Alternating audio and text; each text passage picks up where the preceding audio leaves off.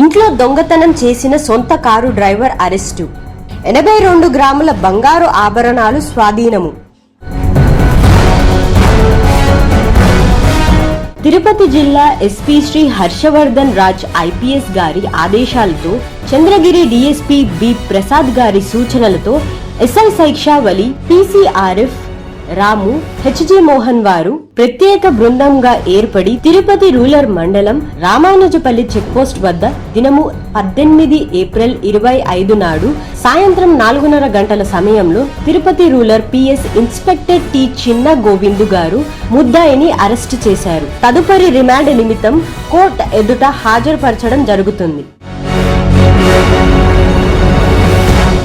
స్వాధీనం రికవరీ చేసుకున్న వివరాలు: బంగారు నల్లపూసల దండ, బంగారు గాజులు, రింగ్ 1, సాదా చైన్, మొత్తం 82 గ్రాముల బంగారు ఆభరణాలు. ముద్దాయిని చాకచక్యంగా అరెస్టు చేసి చోరీ అయిన సొత్తును రికవరీ చేసిన ఎస్ఐ శైక్షావలి మరియు వారి బృందాన్ని డీఎస్పీ గారు అభినందించారు.